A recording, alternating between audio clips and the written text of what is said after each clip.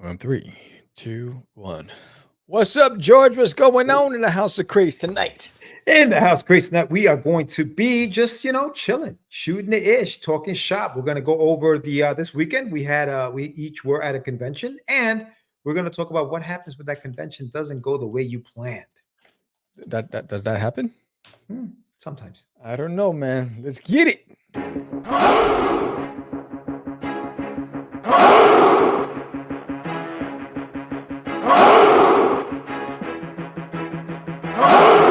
We are the only show for independents all around, giving you a platform to spread your word all over town. Catch the Craze is the place to promote to your fans with the Dreamer, Medina, and Sam the Crazy Man. Subscribe to our show and never miss an episode. It's time to get your mans, listen to us on the go. Updated every week, we never miss a day. Join the squad, come on in. It's time to catch the Craze. If you are an independent, catch the Craze. Making moves on your own, catch the Craze. On your grind in the streets, catch the Craze. Join the movement, catch the Craze.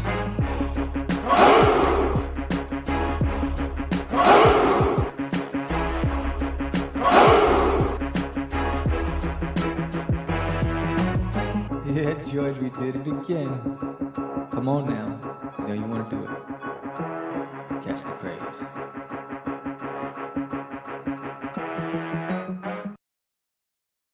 And welcome to Catch the Craze podcast. I'm your host with the most, Sam the Crazy Man, Vera. And I am with George the Dreamer Medina. What's happening, everyone? Welcome to another you crazy. exciting episode of Catch the Craze. It is Tuesday, April 30th. We are hitting May quick. What up? Well, that's Hades. What's up, Hades? Yeah, what's up, Hades? Adelis, what's going on? How's everybody doing? David Howard. Nem is in the house. It is. It is Tuesday, April 30th, 8 p.m. We are live here in the East Coast. Sam's in the, what are you, Central time zone? You're an hour behind. Anyway, welcome to Catch the Craze. Thank you for coming. Thank you for showing up. If you haven't done so yet, subscribe to the show, hit the like button, comment, do all that fun stuff. Thank you to everyone in the chat. If you're in the chat, hit the like button. Give us some likes. Yes. Oh, that's Give us right. some likes while you're in there. We're going to be talking about some stuff today. Just, shooting the ish, talking a little shop about what we did this weekend. I was at C2E2. Sam was at a convention. R2D2. Yeah. And it was, we both have, we have had different experiences. See, going to conventions, right? Yeah. Or being at a convention, there's two sides to that, especially for us, right? There's the convention goer, just the attendee who gets to go in there and chill and hang out and have fun and, enjoy what they offer. And then you have, the person behind the booth, the vendor, the indie creator, the small publisher, whatever you want to call them, selling and doing their thing behind the table. And those experiences are very different. Very different, right? Very different. So I'm going to talk to you about my experience as an attendee at C2E2, and Sam is going to talk to you about his experience as a vendor at the show. What was the show again? Central Texas Comic-Con. Central Texas Comic-Con. He's going to talk to you about that. So, but before we do that, Sam, how are you doing, my friend? How am I doing? Who are these guys? The regular who are these guys? Yo, so first of all, my heart goes out to everybody in Nebraska and Oklahoma that got hit with these tornadoes. We had almost 578 tornadoes, and some areas were devastated by it. And I hope that you're all safe. There were some horror stories I saw in the news, and I say that because I drove through it. So heading over to Central Texas Comic-Con on my way to Waco, Texas. I'm about an hour into my drive, and all my alarms go off on my phones, the alerts, the weather alert, and it says, and it was just saying, seek shelter, seek shelter. I was like, seek shelter. And without warning, it got completely dark. Mm-hmm. And then it sounded like Tommy guns. They were just blasting my car. The hailstorm was killing it. And so I was 4 miles from the exit to Buc-ee's. That was my original goal. Stop at Buc-ee's, get my stuff. I couldn't even see the road anymore. And I was driving straight, and every underpath, there was just cars packed in. I couldn't fit my car to try to avoid the storm. So I had to keep driving straight for 20 minutes. And I was doing 20 miles an hour with my hazard lights on, trying to see, sometimes I'll get a faint glimpse of someone else's hazard lights up in the distance. I mean, it was hard to see. And then when we came out of the storm, as I got to a clearing, there's a tractor trailer turned over, there's cars turned over, there's police cars, there's fire trucks. It was just a nightmare. The whole time I was calm. There was like this overwhelming sense of peace. I was like, if this is how it happens, it happens, and there's nothing I can do about it. Just do my part to stay vigilant and try to survive this, even with the car being pushed from the wind. Um, and then we made it through. And then that was the story of the entire weekend at Central Texas Comic Con. It was torrential downpour, lightning and thunder and rain, and so it was interesting. Word.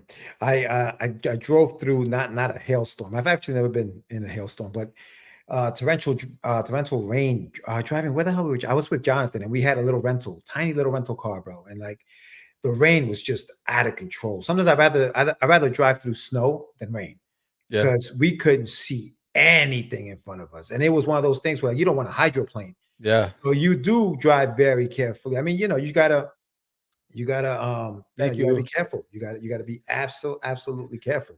So it is tough, man. Makes my weekend may sound like a trickle. Yeah. Where are you, Kerry? Are you in the East Coast, in the middle of the country, West Coast? Where you at? But yeah, man, that's insane. We're gonna talk a little bit about what happened at the show due to the rain. But I Yeah. know we have some stuff coming up, so we'll give you guys really quick the rundown of where we're gonna be in the Yeah. next few months, and then we'll jump right into what we want to talk about. Yes, David Howard. That's some scary stuff. Joe. Thank you. Kansas, yeah. In Kansas one. Yeah, it's scary. I mean, when you don't expect it, there was no warning. It just came out of nowhere. And that was the scary part. It's like, what? It's like what do you do? And then you just can't see. So I passed every exit because I couldn't see where the exit was. And that was the part. But this weekend, free comic book day, May 4th, and so I will be May the at fourth be with you. Geek Out in Mansfield, Texas. I'll be Mhm. there along with Laurie Calcaterra and Paulie G. Gomez. We'll be there. And then right after that in May, Comic Palooza with my boy Dan Price, who was with me at Central Texas Comic Con. We had dinner together. We had a great time, lots of great conversation. I'm looking forward to hanging out with Dan Price in Houston at Comic Palooza. So that's right after that. Then Superhero Comic Con, which is going to be a hoot because there's a lot of people going to be there that we know. And the boys are coming. George the Dreamer Medina, Anibal Arroyos Compoyos, and Jonathan the Psycho Syphax. So that's going to be good. It's a 4-day show in San Antonio. Then there's College Station Comic Con in September, and Denton Comic Art Exposition and Cowtown Comic Con. And the two that I'm waiting on are the Bell County Comic Con and the Texas Latin Comic Con. And so that's what's going on there. And my heart goes out to all those affected by the tornado. But how afraid of me and him said that he is trying to what a son of a biscuit, right? Oh man, Yeah, good yeah, old New York humor right there. That's some good old New York humor. yeah, I Uh, know. Big shout out to JD Rosario, who will be on the show in a couple of weeks. Not next week, because we're not live next week. No, I no, believe no. so. Next week I'm traveling for work. So 2 weeks from today, we will have Mr. JD Rosario, I believe, right, JD? Right, Sam? I think so. Yeah, bring your pacemaker when you play handball. I'm just saying. Stay tuned. Stay tuned for that. Yeah, no, good shows coming up. May the 4th, my guys. May the 4th is Comic Book Day. May the 4th be with you. So that's going to be a good time. Where are you guys going to be for Comic Book Day? I've had 2 layovers at Dallas. I thought, but this is one other thing to make me wish to get better than that. So we have. I'm not doing anything for Comic Book Day. Actually, I am celebrating a birthday on the 3rd, and happy birthday to Lou Pons on the 4th. I remember. All right. So big shout out to you. We are Tauruses. What's up, And Hugo? so we're gonna have a good time. Hugo, where you at, man? How you been? Happy So birthday that's to going on you. the 4th for me. I'm actually going to be at CradleCon in Long Island on the 18th. I'm going to be walking around. I'm going to be walking around with Mr. Syphax. We're going to be checking it out. We like to do those conventions, so we're going to be there. And then in June, obviously, we're heading out to Superhero Comic Con. Is that what it is? Yeah. In San Antonio, Texas. I'm excited about that, bro. Yeah, that's going to be fun, dude. We're going to be taking in the sights. We're going to be having a good time, hanging out. And then in July, I will be at Plastic City, and that's Keith Gleason's convention. So that's a 1-day show. It's on a Saturday, so check me out there. I love I'm one gonna day be shows. I'm gonna be in Boston. I'm gonna be at Wicked Comic Con in Boston. Wicked. So check that out. And I promise, listen, I'm gonna have some of those images for you guys next week, 2 weeks. I promise. I'm gonna do that. It'll be a lot easier for me to remember too. In July, yeah, that's gonna be Plastic City. August, I will be in Wicked. September, I will be in Baltimore Comic Con. In September. So check that out. And then in October, one day I'll do Baltimore. And shut the hell up. Jesus Christ, this guy loves to hear himself talk. What do you say? What do you say?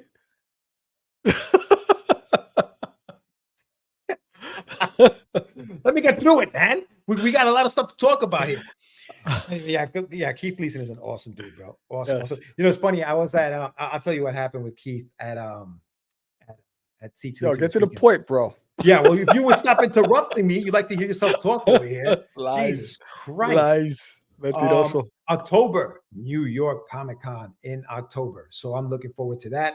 And then I'll see what I get into in November. New York Comic Con, or you're a vendor? No, vendor. So from July on, so July, September, October, November, July, August, September, October, I will be a vendor at these shows. So yeah, so I'll come with the things in the background, everything like that. Yeah. But yeah, big shout out to that. And next week will be the launch of Rust 5377, the 25th anniversary edition of the graphic novel.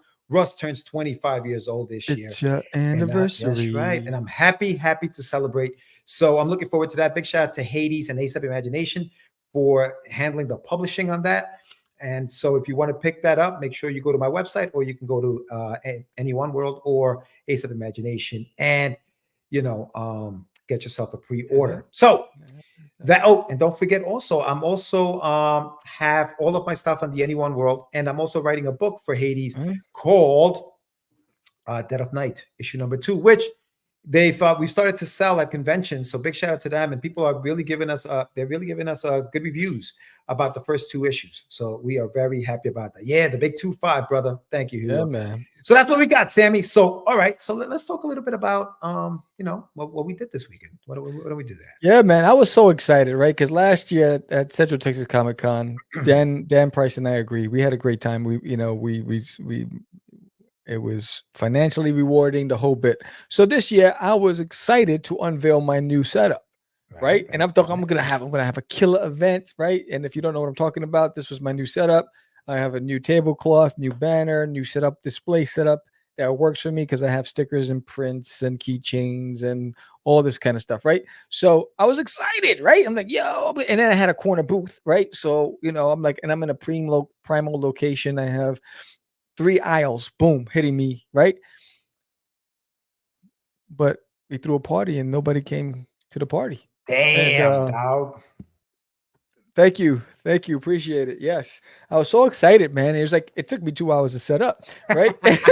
so I was there for a long time, but the crowd wasn't there. And then I would say, like, on Saturday, probably about a few thousand people, but I'd say maybe 35% to 40% were cosplayers.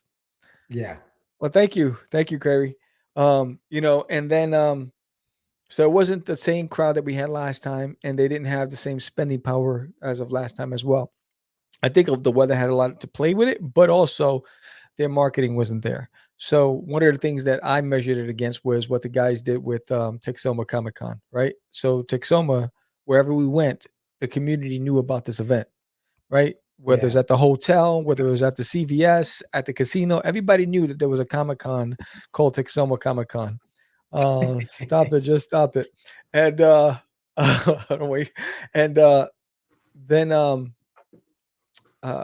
over here, Central Texas Comic Con, I'm at a Target just down the road. 2 minutes from the convention center. Nobody there. Everyone's looking at my name badge. They go, "There's a convention?" I said, "Yeah, it's right down." They're like, "Really?" No one knew. No one at the hotel knew. So wait, what city in Texas is it? Waco. In Waco, and nobody knew about it in the area. No. And so, shout out to Dan Price, because he went in, he found the promoter. He was like, "Yo, who does your social media?" right? You guys aren't promoting it, or you're promoting as voiceover actors. But what about all the comic book people here? What about all the vendors? Did people even know that you were having a Comic Con, or just a voice actor a convention? So shout out to him for taking the lead and representing the community. But yeah, it was tough. Saturday was really tough for all of us. In fact, uh, um, Brent Fowler, who's really, he usually does amazing on Kickstarter, really top tier, $40,000 Kickstarters, whatever. He was having a tough time. And I felt bad because he's like, hey, I came here because I saw your vlog on how successful it was last year. So I said, I want to give it a shot. I was like, well, Is that a 2-day show? it was a 2-day Saturday, show. Sunday. Yeah. And so I was like, dang it. I said, you're not supposed to believe me. No, but it was a good show last year. And then this year, that doesn't mess around. No, but yeah, he went in. Come see your favorite voice. Yes, we said that. And so yeah, we were all having a tough time. There's a lot of times where we're just talking to each other, trying to figure out what's going to happen. I do want to say shout out to all of the people in Waco that only came to the show to pick up. So I had a father and daughter, I had a young lady, and I had a woman come up to the table, all separate, saying, I'm only here to pick up the next issue of Duty, right? And and do you have any stickers or whatever? So they were there last year, they came back this year. So shout out to them. I appreciate you. Later, Phil. Good luck on that launch, buddy. Yes, good luck. And yeah, day one sucked. Day two was even slower than day one. Well, let's slow it down. Let's talk about day one. Okay, so day one is a bad day. Usually Saturdays, you figure you're gonna do gangbusters, right? Pop off. It's the big day. Everybody's gonna come in. Everybody's gonna have a good time, and we're gonna do this. It doesn't happen. It doesn't happen, right? Now, can you guesstimate how many people might have walked through the door that day? Like probably 3,000. 3,000 that one day. That one day. That sounds like a lot of people, bro, for a slow show. Sounds like a lot. It could have been less. I don't know, but the aisles were never packed. Okay. It was not standing room only. When I looked at your photos from C2E2, I was like, that's a convention. Yeah. Right. So I was to put it this way. LitCon, which was the first one in a smaller venue. Right. Was fire. And for the 4 hours that we had the people before it's the storms, bro. The storms, because that one, the storm happened and they left. But LitCon, in those 4 hours, we killed it, right? And then everybody was gone. And it's a small show. This show, it's ran from 9 a.m. to 5 p.m. on Saturday. My first sale wasn't until 11:15. 2 hours and 15 minutes in. Yeah, man. Were people standing? Did they have to stand outside in the rain? Is that where they had to stand to make the line to come in? Is that how it was set up? They have an overpass in the front because it's a convention center. So they didn't. There was no. Either you sat in your car or you waited on the underpath. But we didn't have lines the way you had. I don't know what lines are over here. Last year they did. This year there were no lines. He said, I don't know what lines are. Yeah, I saw the C2E2 lines. I was like, yo, can you send some of that love over here? Let me. We'll talk about C2E2. We'll finish up with yours. But damn, dude, that sucks, bro. So you're standing around, nobody's coming. So what do you do? How do you try to sell? Like I know you said Dan did pretty well at the show regardless. Dan's a hustler. Yeah, what was he doing? What was the type of hustle? I don't know because he was far from me. He was he was around the corner on the side aisle.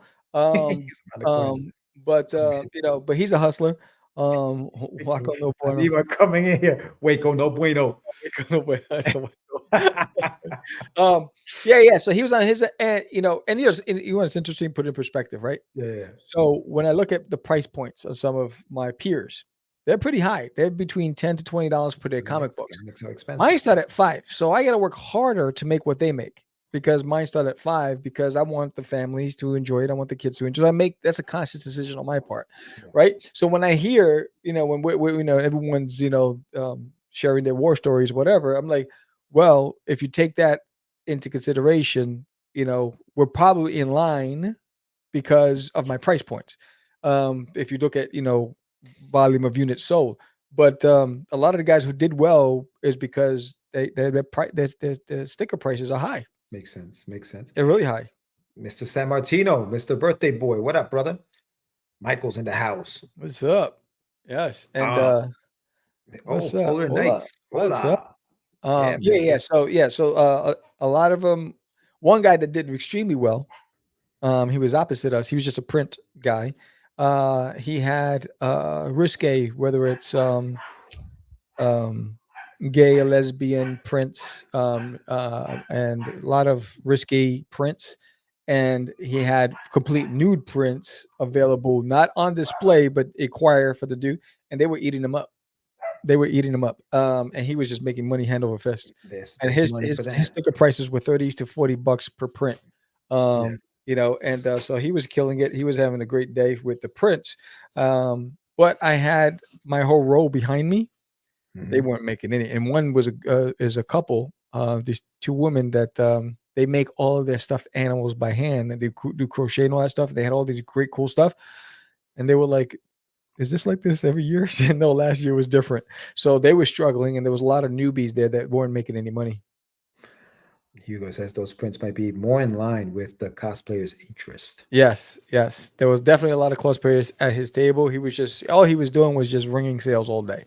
And but so he had a niche market. He said, I'm going after the adult content.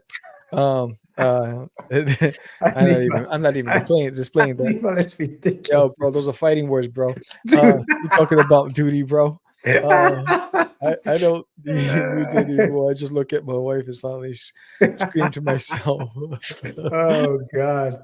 Yeah. Hilarious. So yeah, but there was a lot of people. And it's funny because then myself and Dan started going into the conversation about I think Kickstarters don't generally success on Kickstarter doesn't generally relate to success at a convention.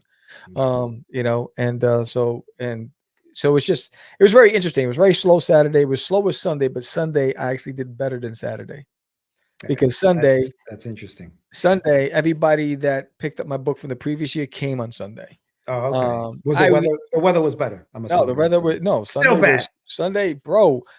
You watch the vlog when it comes out. The storms out there, it's legit. I was in my hotel room, and all you see is just you hear the wind howling like there's wolves out there, bro. It was just crazy. But we had to drive into the convention from that with that storm. Let's talk about Indie Players' new mini poster option. So yeah, Sunday it didn't rain all day, but it's the morning started really dark and thunderstorms and lightning, and then it slowed down by noon, and then it was just cloudy for the rest of the day on Sunday, because by the time I got to drive back home, the rain had stopped. But it was brutal. But Sunday, people came out who had intentions to show up and didn't come Saturday, and they came to play on Sunday. So Sunday was definitely a better day for me than it was the Saturday, and it was less people. Yeah. No. What size were those prints that the guy was selling? Oh, they were like 11 by 17 or 12 by 18. See, I don't like. For me, okay. So as a convention, as an attendee, it's hard for me to spend $30 on a print simply because I'm afraid I'm going to damage it by the time I get home. Like, I'm not a big print buyer, and that's the reason why. So like, it surprises me, man, that people buy those 11 by 17 prints. Yeah, I mean, I sell 5 by 7 and 8 by 8s, and I sell more of those than I do my 11 by 17s. Yeah, it's just easier to carry, bro. Like I just, I don't get that. And I give everybody who gets an 11 by 17, I put it in a plastic sleeve. Whether it's my 5 by 5s or my 8 by 8s or my 5 by 7s or my 11 by 17, they always get a sleeve. I give it to them with a plastic sleeve.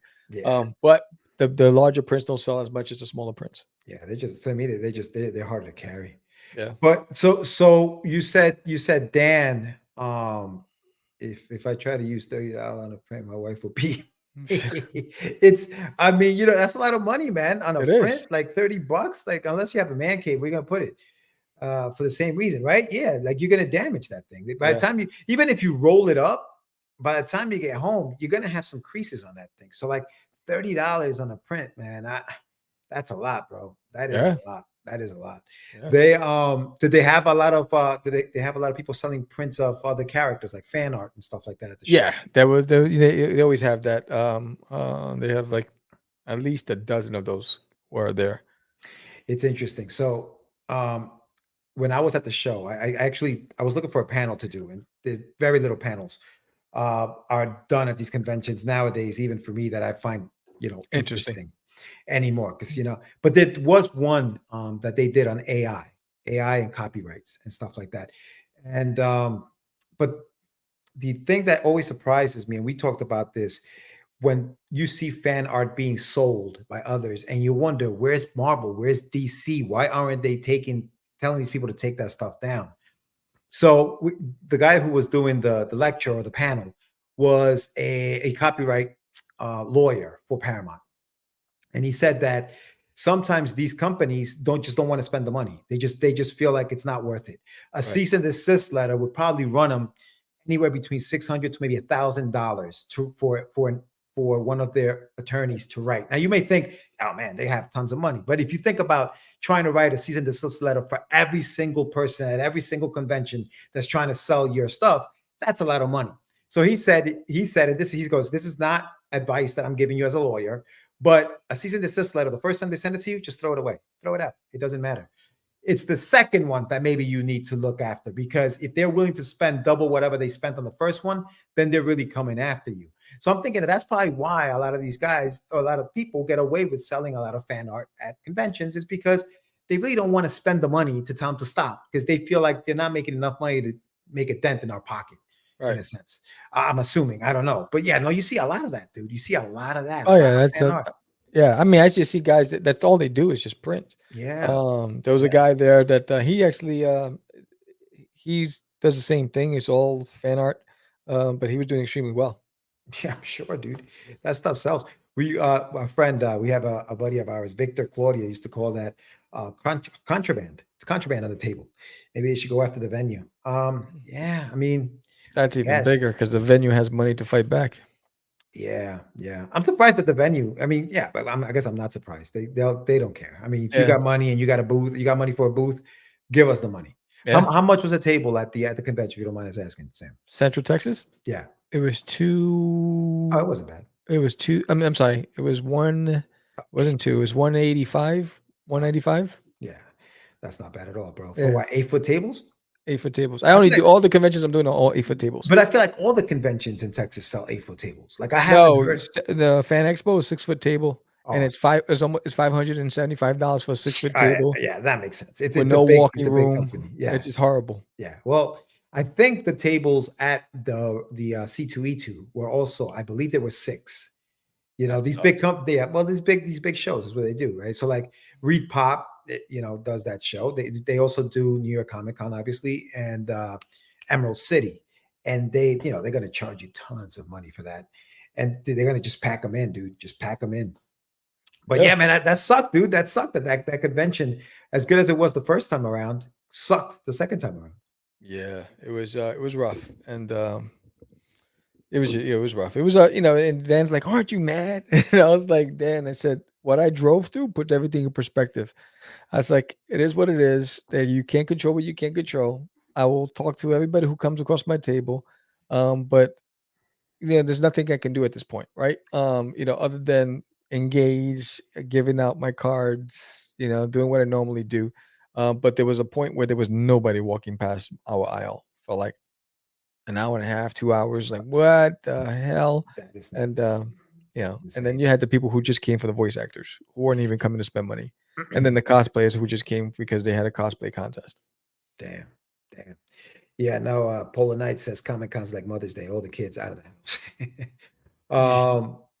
Yeah, dude. I mean, part of it too. I think when you've done enough of these shows, you know that you're gonna have duds and you're gonna have really good shows. Yeah, and that's just how it's gonna go, man. Not all shows are gonna be great, and a lot of it is what you make of those shows. If you're slow, what you make of them. It's what you get out of it. It is. So Dan and I were talking about, because the same weekend was West Texas Comic Con, which is right by the water. Was it? I just got a DM from my artist. He's down to the last page of the chapter of the mini series. Hope that oh, nice, cool. And I never cosplayed until I got married. That's awesome. Great. But yeah, so the West Texas Comic Con, I think it brings in like 30,000-40,000 people. It's a big event, but it's a 7.5 hour drive. So Dan and I were talking about, let's do that next year instead of Central Texas. I have to drive through San Antonio to go that direction. So I'll pick him up and then he'll drive the rest of the way and we'll just do a road trip. So that I'm taking off Central Texas Comic Con off my list for next year, and we're gonna do West Texas. Yeah, yeah, that's good. That's a good idea. Yeah. What would you do though? Go out on the streets and yell at people? Why aren't you at the convention buying stuff? No, you can't. I It actually is took what it the is. That's what I actually took the time and I posted it from sketch to flats that I was drawing a new piece of duty while I was sitting at the my booth because I was like every time I looked up there was nobody in my aisle. I was like I wanted to run up and down the aisles to get over here. I was like, so I was like, until they passed by, there was nothing I could do. And I gave out a bunch of cards and it worked because on Sunday people came back. But so I just took the time to work on my iPad drawing skills. I want to try to get as good on the iPad as Lupin's is, and Anibal has become. So working out that it's difficult. I got used to zooming in and zoom. That's the one thing you got to do all the time is constantly zoom in and zoom in and zoom in. But I'm starting to work those muscles, and I'm actually liking the product that's coming out. And just working, I got to work on the settings. But yeah, I did that, and I reflected. There was like this Zen feeling that I had. Considering I was like, I'm at peace. It's right. It's not for a lack of effort. It's not for a lack of trying. I promoted the hell out of it. You know, in fact, I got tagged on social media by people who bought the books last year saying, "I'm coming. I can't wait to get my other copy." Right. So that worked. So I did everything within my power. I just couldn't control what I couldn't control.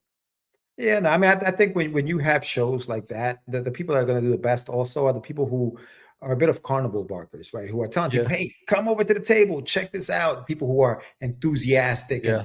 and really like to. I think those people, even at those slow shows, because 3,000 people is not a small number, bro. Like No.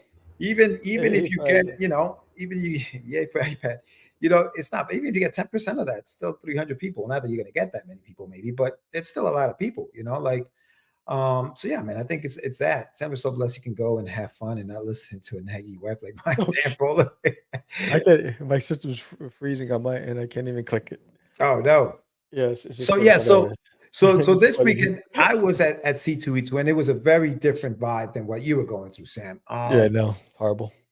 The convention center, McCormick Place over in Chicago is huge. It's bigger than the Javits Center, I think.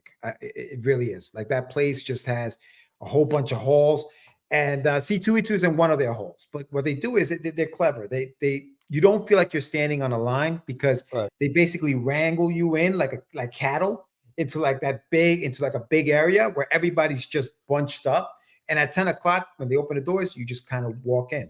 So you don't feel like you're standing in a line, even though you're amongst hundreds and hundreds of freaking people at the show. Yeah, I saw that. Yeah, no, they pack it in. I mean, it's a Reed Pop show. The funny thing about C2E2 that's very different than New York is in New York, and I don't know, the last time you went to New York Comic Con, were you there when they had to scan your badges? And every time you walked in, you scanned in and then you scanned out?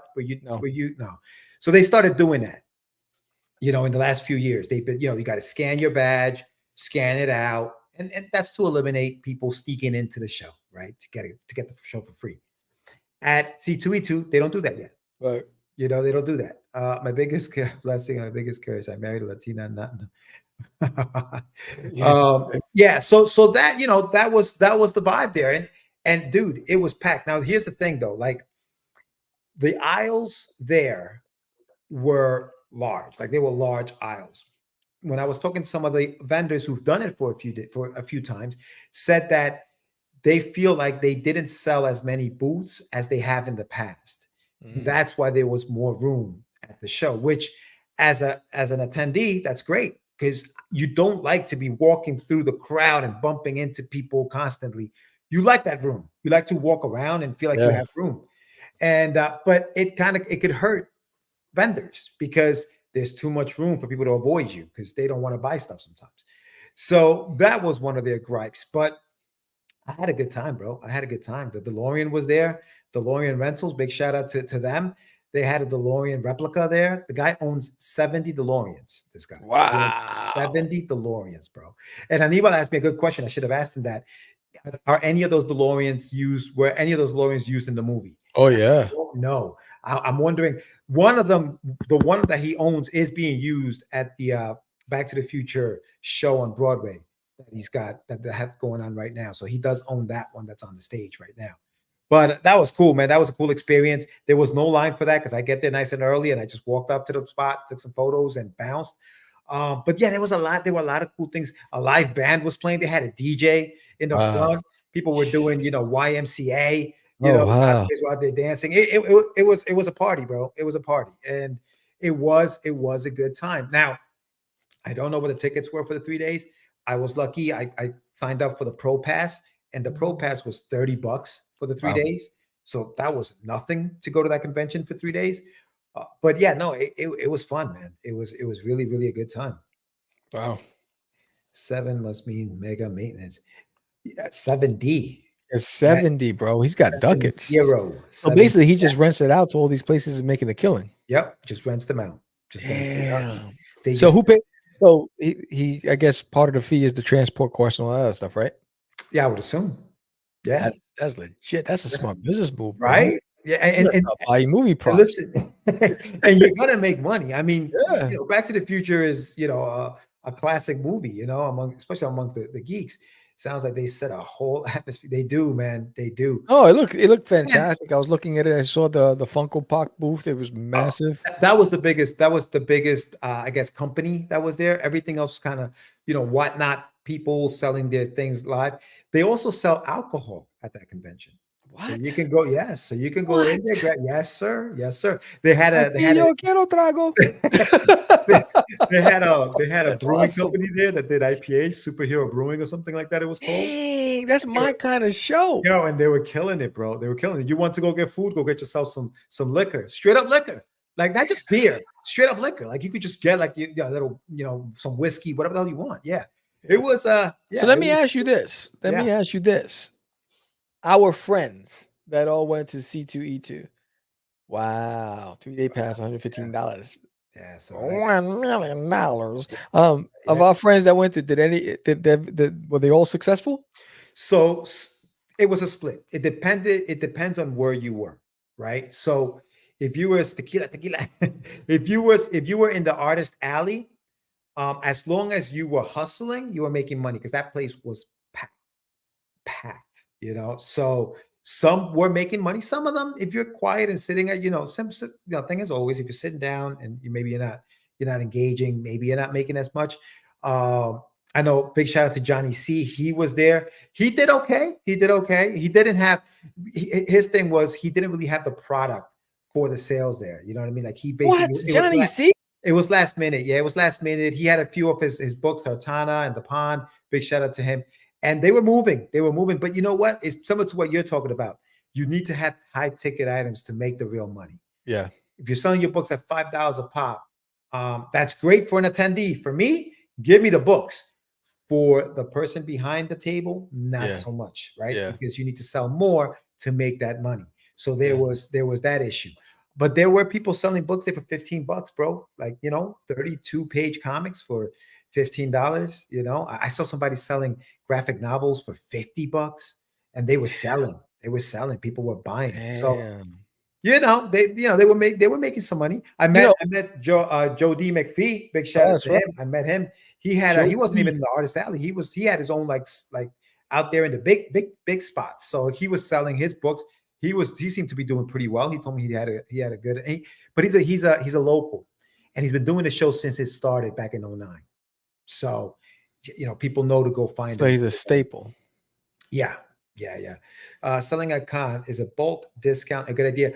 People were buying bundles. You got to think about like for me, as a person who's going to go out there and spend money, do I want to spend money on those items? You got to decide. Sometimes for me, I like to try the first, I like the first, just to try it out. Give me the $5 book. Let me see if I like it. And I come back and buy the rest. But people were buying bundles. Some people do that. So yeah, so I'm gonna do like package deals, bundles for Superhero. Yeah. Are you printing new stuff for superhero? For Superhero Comic Con, I will have. I'm gonna take my hottest selling prints. About my, I will have new stickers and new prints. Um, the new issue of Disney on My Toilet, which is almost done. I'll have that ready. And just print. I'm gonna really focus on the graphic novels when I'm out there. Yeah. And really go heavy with number one as an introduction. But the graphic novels, and I'm gonna do like a package deal for all my graphic novels, Forbidden, um, Disney in My Toilet, The Crazies, and put them in a package bundle and make it enticing for that event. Yeah. Gotcha. You guys is living life. You got to spend your own money. You get to spend your own money. Yeah. So no, what I learned was I when I do like for instance the prints, right? It's 1 for 8, 3 for 20. You're saving $4. That people would buy the three. And they would just drop 20. Hey, give me the three. Boom. Right. And so it just made more sense for a lot of people doing it that way. So I've been doing packages like that with the print with the sticker, same thing. It's like, one for this price and four for this price. And so that's been working a lot for me. Yeah. So Hugo, I don't know if you pulled that one up, but Hugo said bundles do have the appeal to me as a buyer of not having to hunt down the next issues if I like the first one. So Hugo, would you buy the first one and then go look for the bundle, or would you just say, you know what, I'm going to try the bundle? And the other thing is, how much is a good price for a bundle? Right? Because Yeah. how much are people willing to spend? I think a nice bundle is like a $50 package because it sounds like a good number. Like, oh yeah, I can drop 50s and even 50 to 60 because like 320s. Boom, it makes sense. It's easy because they don't have to have little bills and singles, or if they just put on a card, it just sounds good in their head. So if you can put a package deal for like $60 to $50, a nice little package deal that's really enticing for them, and they feel like they're getting their money's worth or more than their money's worth, they'll eat it up. See, I had one of the tables where I went. The gentleman had 3 books for $15, and that was it wasn't a graphic novel. No, it was the comics, and he packaged them in one thing with a description of what I'm getting. 3-part miniseries, $12. So he was selling it for 15. So close to that, Carrie. He was selling it for 15, but each book was $6. So Yes. $6, you figure if you buy all 3, it would be 18. If I buy this bundle, though, I'm gonna save $3.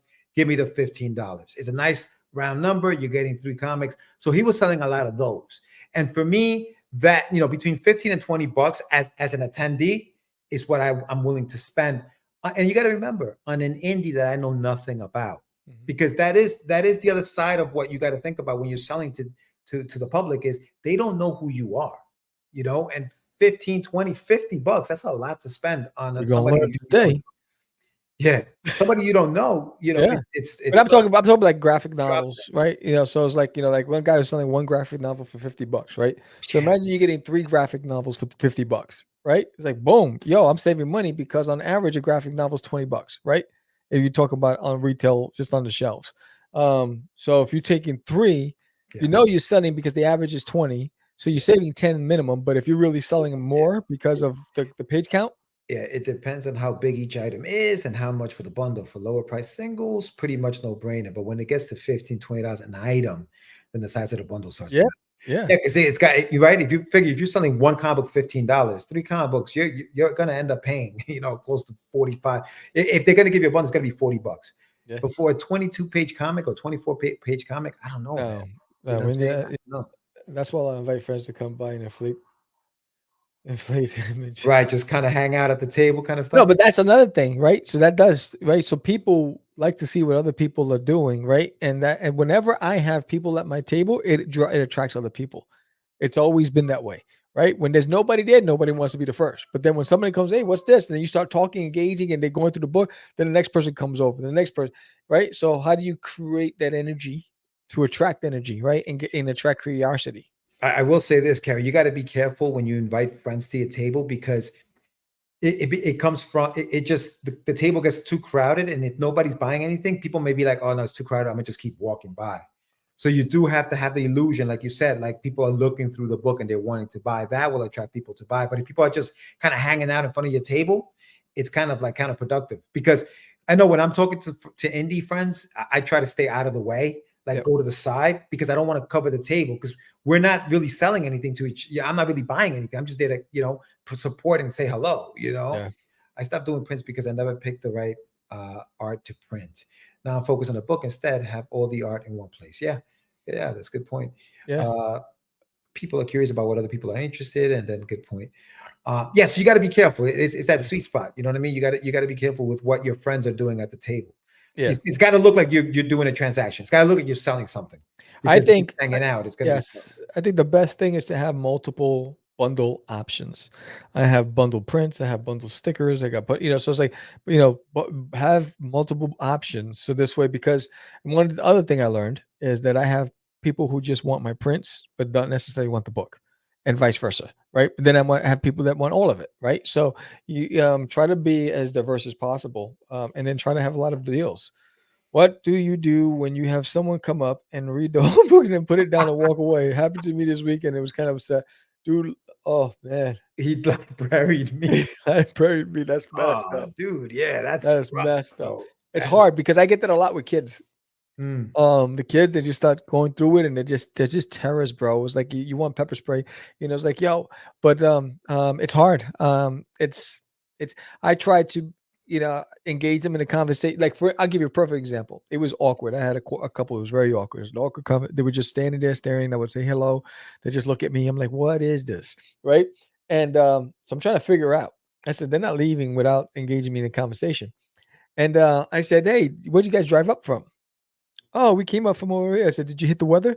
Oh, no, we actually avoided the weather and we just started talking, blah, blah, blah. I said, what brought you here? And then as we start talking, I said, you guys, are you into comedy? What are you guys into? Blah, blah, blah. I said, hey, check this out. I guarantee you the first couple of pages, you'll get you'll have a chuckle, or you'll laugh. And they did. And they wound up picking up the book. Right.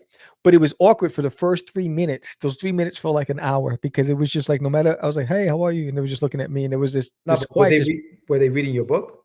They were going through everything. Yes. No, but Nam said they were reading his comic. Like, a dude was reading his comic. No. What I'm saying is, yeah. So I think what I would do is engage them in the conversation and try to steer them into selling the project, because you're not going to win it all the time. But what I find with those people is almost as if that secret shopper that doesn't want to be bothered and they want to go through your stuff, and they don't want to be approached. Be as awkward as they are, and just like, hey, how's it going? Hey, what caught your attention about this book? Blah blah blah. Do you have a second? I can tell you about it. Yeah, Right? I mean, you definitely have to find a way to put that book down. Like, if you had read my novel, we would have had. Yeah, man, that is rough. Yeah, that's what I started doing now. Page torn out. Oh, I have it nice. says proof on it. It has proof, so that's what they can flip to and do whatever the hell they want. But everything else they can't touch.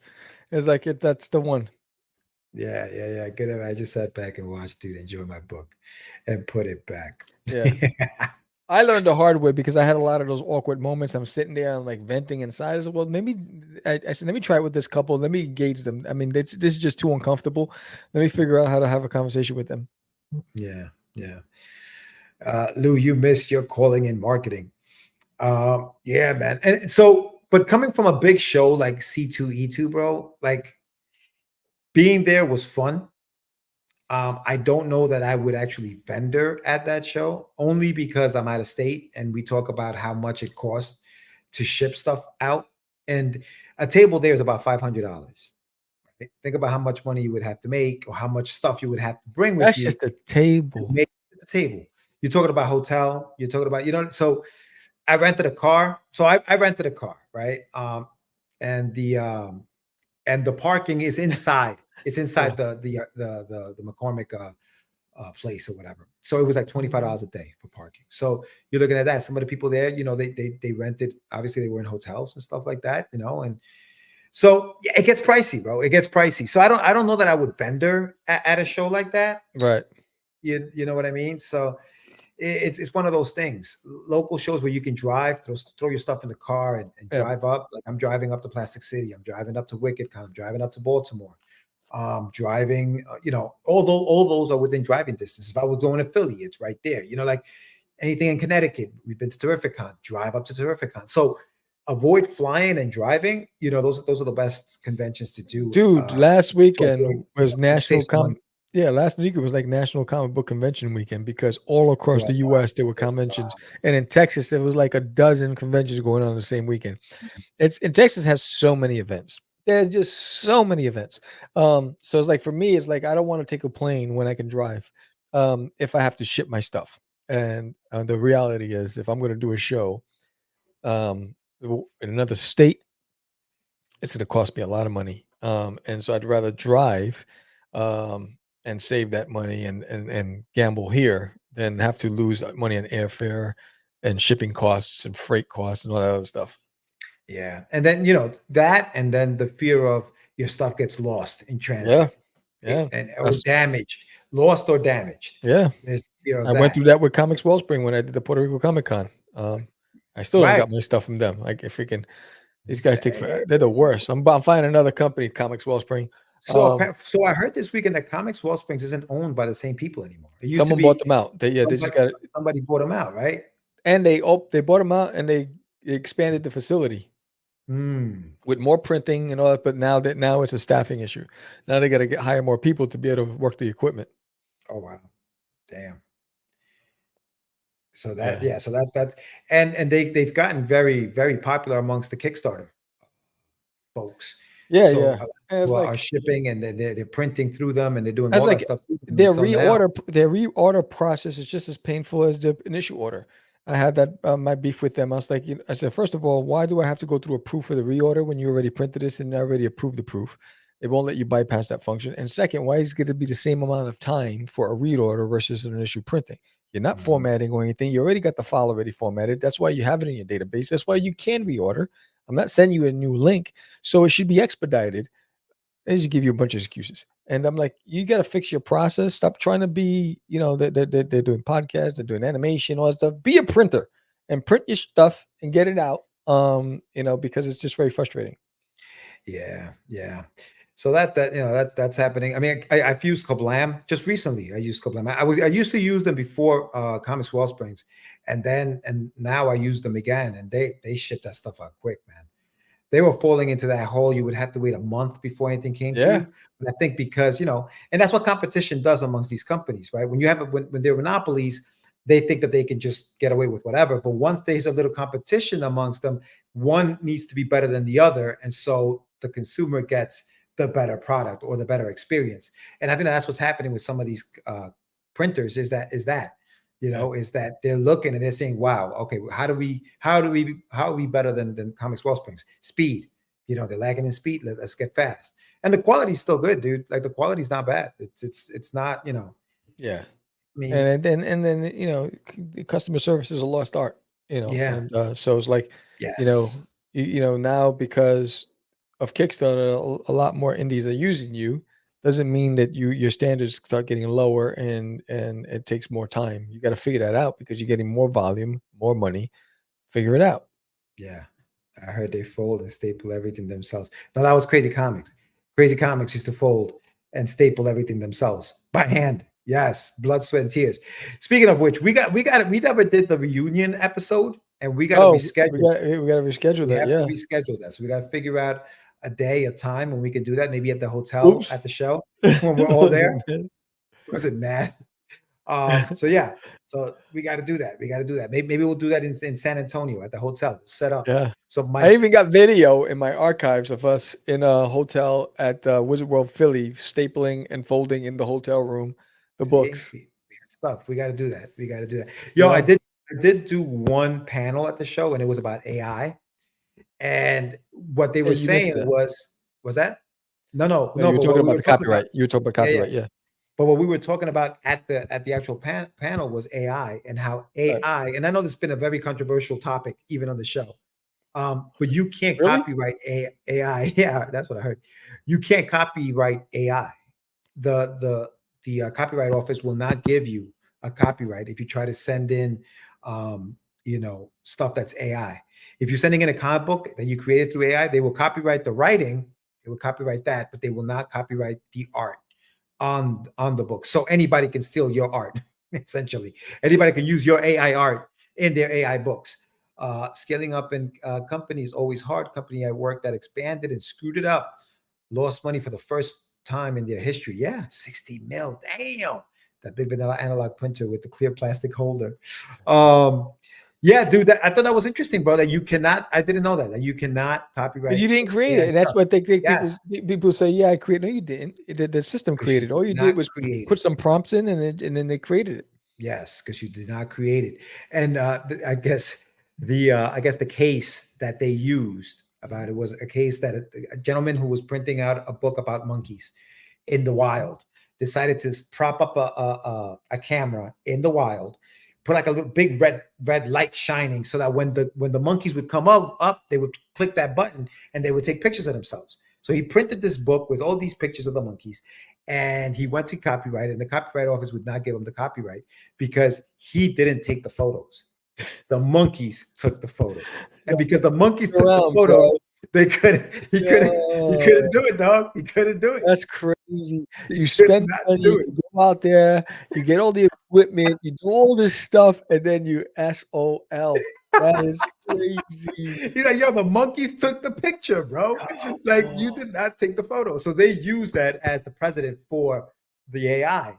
The AI didn't draw the book. Like, you didn't draw the book. You cannot get a copyright for something that who knows who drew it. You know what I'm saying? So yeah, it was interesting. I ran one of my art images through a tool called Is It AI? And it said, yes, this is what?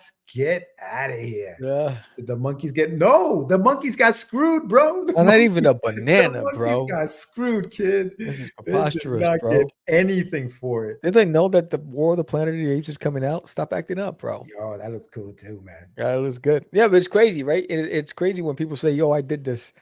The monkey got nothing. That's bananas. I love Bananas and pajamas are coming down the San stairs. Martino sends me, man.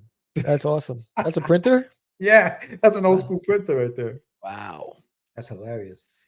I'm getting alerts over here. Anyway, yeah, man. So that was the weekend. That was the weekend. We're off next week, Sam. Yeah. We have Mr. JD Rosario, who disappeared next week on the show. So make sure you check him out next week. But Not next week, the following week. The following week. That's right. You're going to be in the East Coast, right? I will be in Jersey next week. Traveling for work. I'll be home. Yeah, man. I'll be in Paramus, New Jersey, bro. Working for peanuts. I love it. I love the jokes. I love it. So yeah. For work. That's the crazy printer. That's the crazy printer. That's it, bro. Yeah, man. But this weekend, Free Comic Book Day, May the 4th be with you. I'll be at Geek Out in Mansfield, Texas, along with, my fellow Texans, Laurie Calcaterra and Paulie G. And then in May, again, I'll see you in Comic Palooza. I'm looking forward to that. It's funny. I was talking to Dan Price about that. That's funny, Lou. My mom has an expression: "You pay peanuts, you get monkeys." That's well, right. My grandmother used to sing the monkey song. Did you ever sing it to you? Your grandma? No. I had a little monkey. No, don't to the country. Fed him gingerbread. Tell me what Dan Price said. Along came a choo-choo, knocked him in the cuckoo. Now my little monkey's dead. Cuckoo, cuckoo. My grandma did that to me all the time. It was traumatic. I was 5 years old. Anyway, next week, bro. Where? Oh, he said when? I thought he said where in Jersey. Yeah. Next. Yeah. Semana. Yeah. All right, so go ahead. What happened with Dan Price? What were we talking about? Oh, see, you start thinking about monkeys. You're lucky I pay attention when we're on the show. You were talking about Comic Palooza.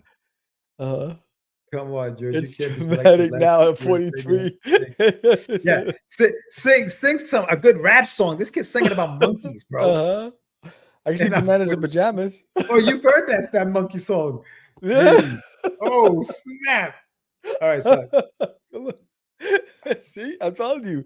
Oh, yeah, my grandmother's kid. I forgot what I was talking about with Dan Price. I forgot what it was. I forgot what it was in reference to. Maybe he'll remember. Maybe he'll remember in a couple of weeks, guys. In a couple of weeks. Yeah. Don't forget to pre-order Worlds 5377. Oh, go to my YouTube channel. Get your meds. I'm gonna have a new episode up there this week. We'll be talking to Sean Daly. Big Sean Daly. Big shout out to Sean Daly, bro. Talented artist. Yes. Big time. And then, in a couple of, I guess next month now, well, tomorrow's the 1st, whatever. In June, we'll be at in San Antonio with the fellas. Listen, man, I'm really seriously considering doing a show there live, bro. From Houston. Oh, you're talking about in June? We're gonna be in San Antonio. Yeah. We can stream live with the crew. Yeah, we could do that from the hotel, maybe. Yeah, from the bar, bro. He said from the bar. From the bar. Get out of here. Anyway, yes. Sammy, what else you got? What else you got going on? That's it. No, so again, that's the show for today. Thank you everybody for joining us tonight. Again, my heart goes out to everybody that was affected by the 578 dang tornadoes that came out of nowhere. It was crazy. I hope everybody's safe and your families are safe. I know you're going through a tough time. Heart goes out to all you guys out there. Way to get the bar. Yeah, George doesn't go to bars. Yeah. George drinks Coca-Cola. What are you talking about? Oh, he drinks ginger ale. George, right. Bars come to George. That's right, Hugo. Let him know, kid. Yes. George is a ginger ale drinker. Yeah. Thank you everybody for showing up tonight. Truly appreciate all of you. And bars come to George. And I didn't drink once out there in Waco. I needed to keep my senses. I said, I'm not drinking. This weather's too crazy. So we'll see you in 2 weeks. And look out for the next vlog from this trip to Waco. I got everything captured on video. The storm, the tractor trailer flipped over. I got all that stuff. So it's going to be an interesting vlog. I'll share some insight tips and how I came up with that new look for my booth. That's it. So with that said, we appreciate everybody out there. Be safe, be happy, be creative. And with that said, I'm Sam, the crazy man, Vera. George, the Dreamer Medina. And we are out. It's just easy. It's not. Crazy. Acquiesce. No, I was talking about my friend Acquiesce. Say my name, right? This is what you were thinking? Oh, he described me. He said, I'm the... What? Catch the craze. You're listening to Catch the Craze. You're listening to Catch the Craze. To Catch the Craze. You are listening to Catch the Craze on Catch the Craze. You're listening to Catch the Craze.